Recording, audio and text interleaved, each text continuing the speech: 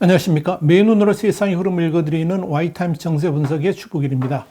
러시아의 우크라이나에서 벌어진 이 전쟁 범죄에 대해서 국제사회가 분노하면서 초강경 대응에 나서고 있습니다. 러시아를 대표해서 국제사회에서 활동하는 외교관들이 잇따라 쫓겨나는 수모를 당하고 있고, 또 미국과 영국은 국제기구에서 러시아를 퇴출시키겠다고 공언을 하고 있습니다.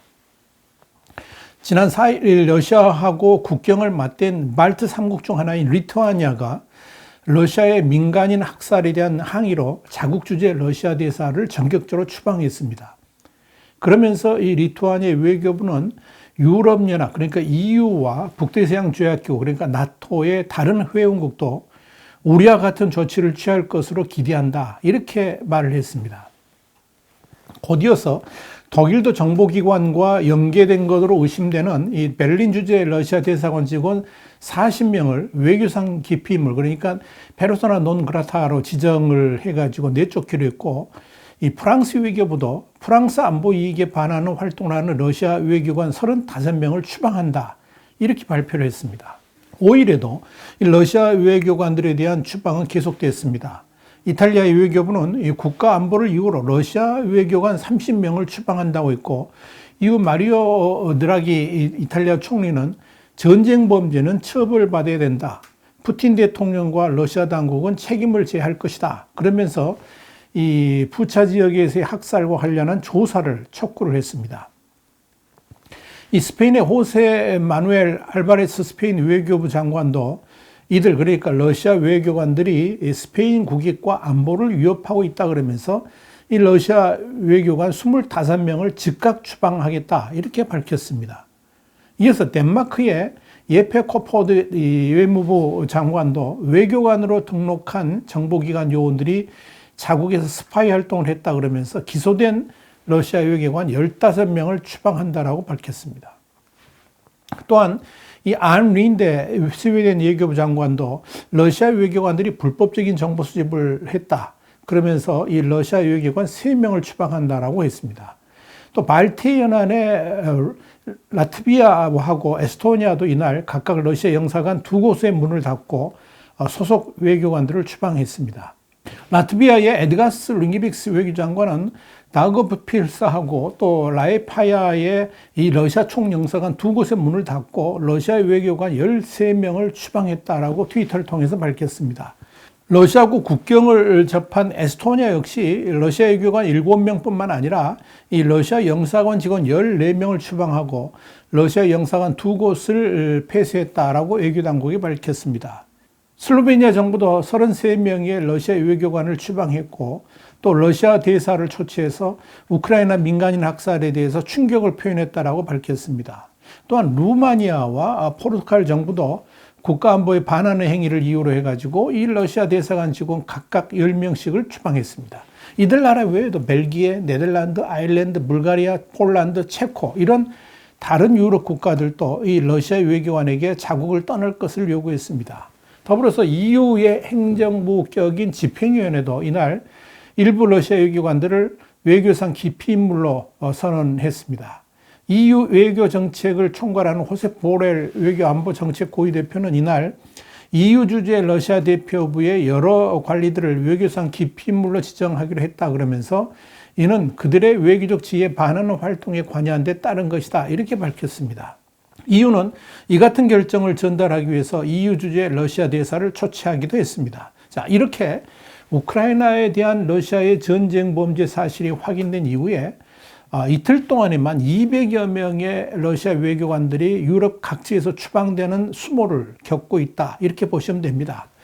한편 이 마리아 자하로바 러시아 외무부 대변인은 자국의 외교관을 추방한 것 관련해서 적절한 대응을 할 것이다, 아마 러시아도 EU의 이 외교관들을 추방하지 않겠나, 이렇게 보입니다. 자, 여러분, 러시아는 또 국제기구에서도 추방당할 처지에 놓여 있습니다. 미국과 영국은 러시아를 유엔 인권이사에서 쫓아내겠다라고 밝혔습니다. 리즈 트로스 영국 외무장관은 키우 인근 부차에서 벌어진 극악무도한 전쟁 범죄의 증거들을 봤을 때 러시아는 인권이사의 이사국이 될 자격이 없다라고 주장했습니다. 또한 루마니아를 방문 중인 린다 토머스 그린필드 유엔 주재 미국 대사도 유엔 인권이사에 러시아의 이사국 지위를 박탈해달라고 요구할 것이다, 이렇게 말을 했습니다.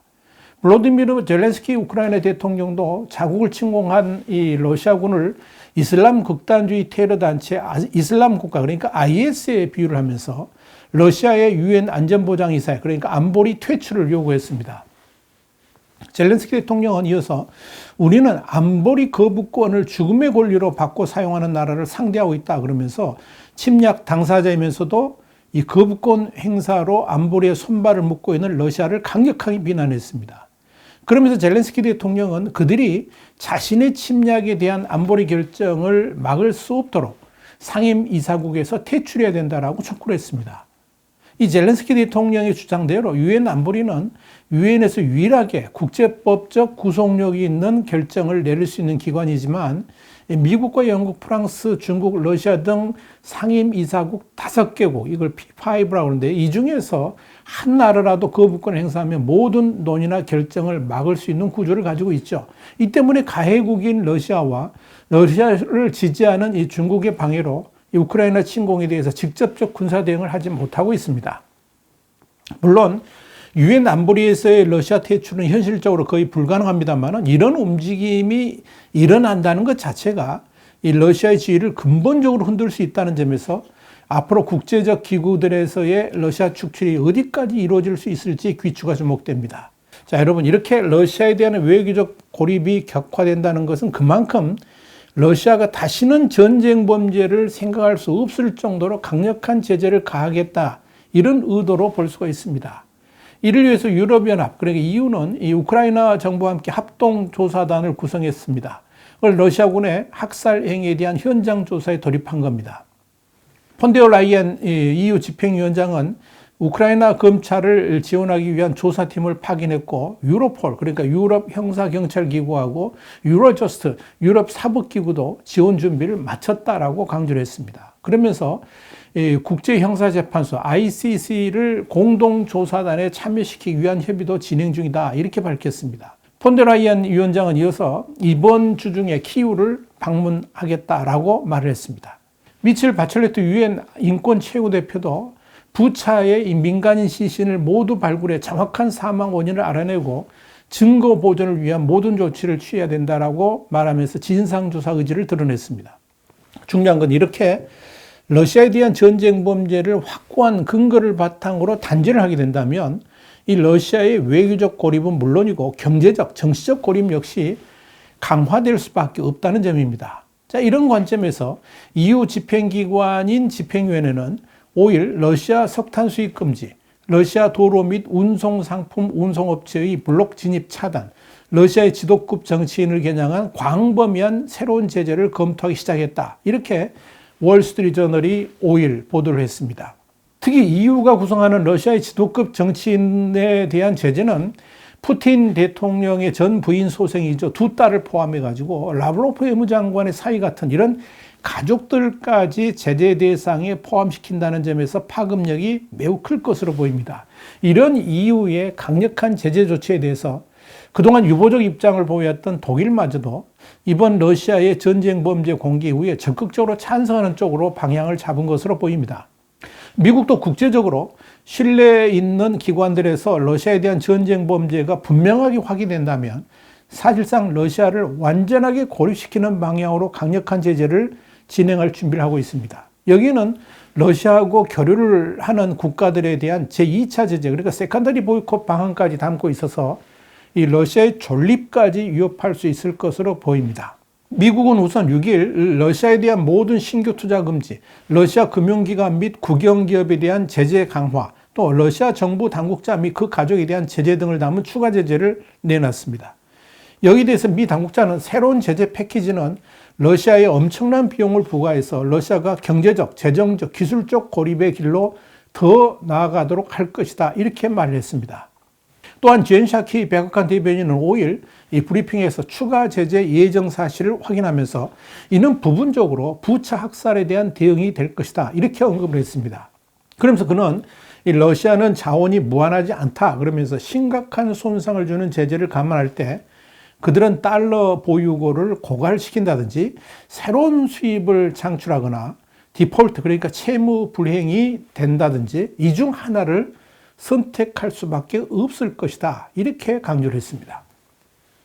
또한 우리 목표 중 가장 큰 것은 이 푸틴이 전쟁을 지속하는 데 필요한 자원을 고갈시키는 것이고 그들의 금융 시스템에 더 많은 불확실성과 어려움을 이야기하는 것은 그 일부가 될 것이다. 이렇게 언급을 했습니다. 결국 이 6일 발표한 이 제재의 강도도 높습니다만은 앞으로 추가적으로 더 강력한 제재도 시행할 수 있을 것이고 이건 곧 러시아가 더 이상 전쟁을 수행하지 못하도록 하는데 초점을 맞추겠다. 이런 의미로 읽혀집니다. 자, 이렇게 러시아의 전쟁 범죄 사실이 확인되면서 러시아는 국제적으로도 완전히 고립의 길로 가고 있고 경제적으로도 더 이상 전쟁 수행을 하지 못하도록 단죄하는 방향으로 국제사회가 끌고 나가고 있다. 이렇게 보시면 되겠습니다. 이런 서방 세계의 압박을 과연 푸틴이 견뎌낼 수 있을까요?